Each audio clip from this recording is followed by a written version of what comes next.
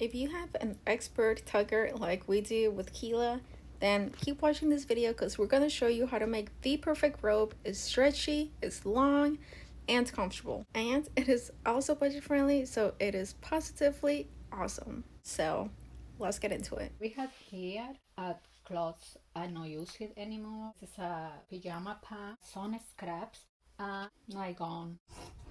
And we will have enough for make a toy for dogs.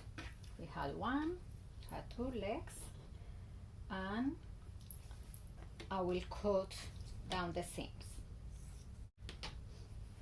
Now I have here the nightgown.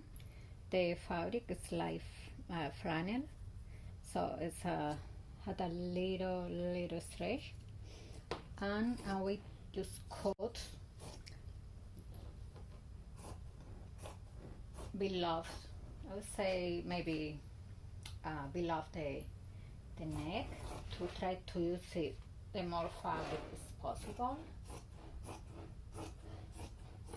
And we can leave it in that way for now. Then we had some fabrics from another project, and I will cut the hem and both. Then we'll start to mark it approximately 3 inches to cut the strips. No need to be perfect. The important here is all the love we put in our project. Start cut the fabric all the way down. Also, we can cut 2 layers at the same time. And we will do the same with the another fabrics.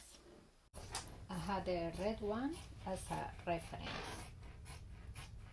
We have here one more strip, and I will use this one to put all our sections together. You can just take all of them. You can stretch the fabric, and you can make a knot as strong you can. We can tool and make here one more. We can turn again and make one last until we feel it's strong enough. Can separate, leave the middle size in the middle, take one size.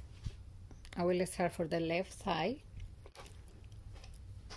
and after that we'll take the right size and we pass under the left side, and we start to build the braid. No worry for this part, it's part of the process to make the things at home and do the DIY, and we try to use the fabrics we have, so that's okay. It's part of the beauty. When you are making the braid, you can stretch the fabric to ensure we use the fabric in the best way. When we're done, just take another strip and make a strong knot.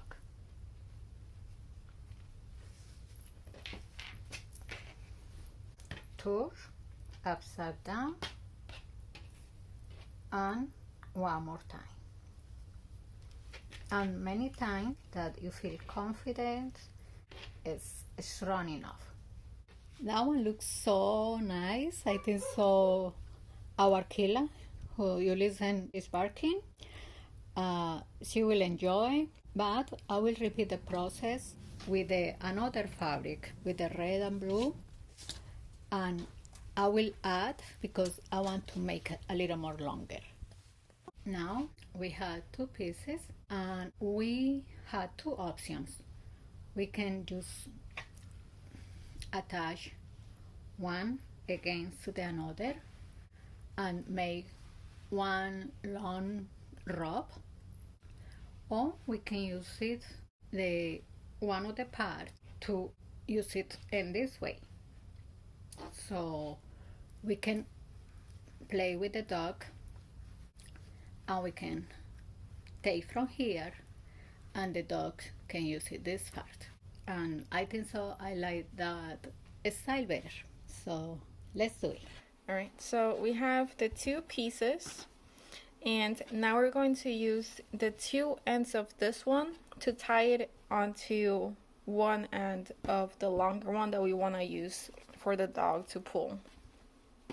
So we're going to take one of the ends of the strings and put it through for the other one and make a knot.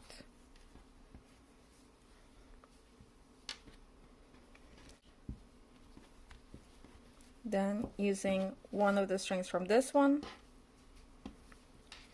put it through one of the sides of the braids and make another knot.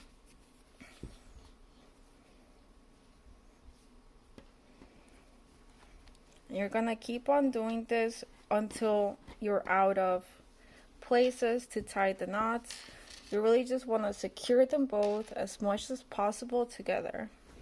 The way that I'm showing you how to do it right now is the result of about 5 different ways that we tried putting them, and this way it has not broken yet and she has used it a lot. So hopefully you also see the success. I know it does get a little tedious to knot a whole bunch, but definitely worth it. I am showing you the entire thing of how I tied them together, just because of how many times I had to do this and redo this to make it work. But if you want to skip, we do have the chapters in the description, so go ahead and do that if you got the gist of it. It's really all about getting the braids, get them mingled, tie them through with the string, and repeat until you positively can't. Just remember that this is going to be used as your handle, so just try to make it as tough as possible, especially if you have a powerful tugger.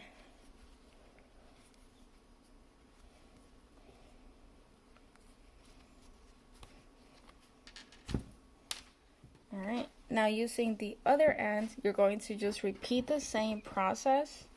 And don't worry so much about how bulky it looks in the middle. Remember that the key is just to tie them together. Then we can worry about how it looks later on.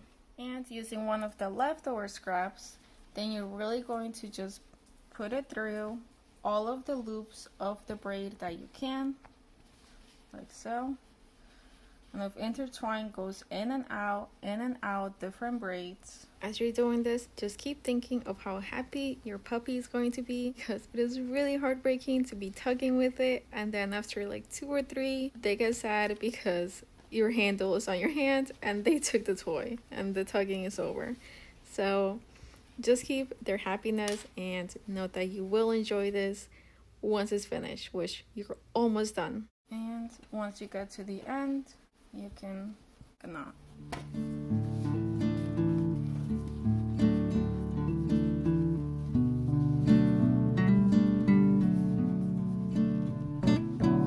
Now grab another piece and repeat the process, but now where you had previously done it underneath, you're going to do it on top.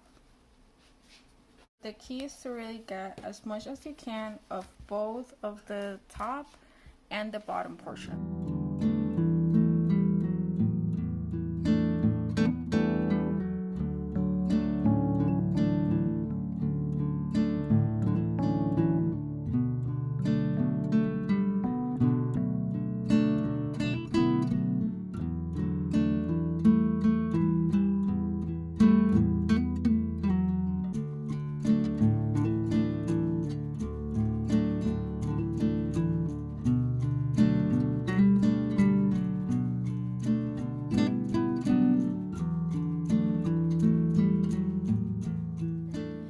Now that everything is secured, you just have these two leftover loops along with this baby one that we're gonna just tuck in.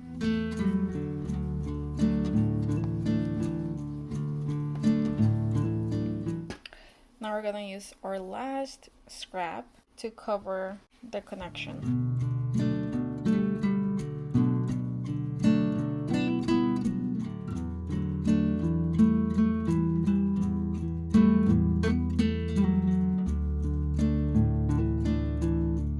Leave a little bit out so that we can knot it later, and then stretch out your fabric.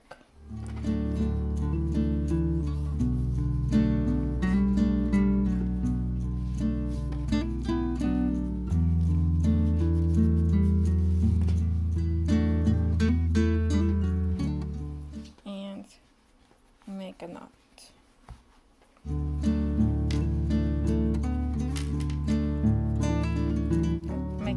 Tight.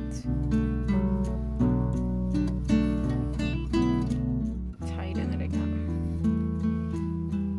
Okay. Now you're going to grab any strings left over and keep on knotting them together.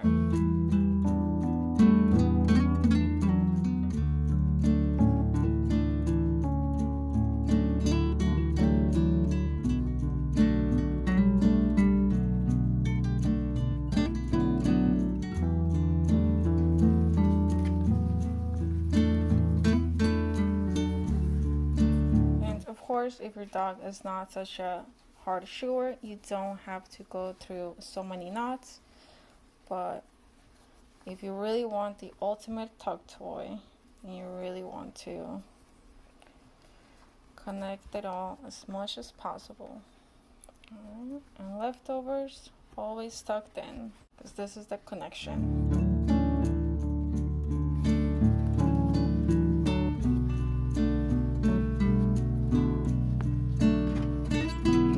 Project, please subscribe. If you want to watch more projects like this one, we had a how to make a ball for a cat, just right here. You can pull. There you go. You got it. This is another alternative. You give her the handle and you do the other side. There you go. You're a strong puppy.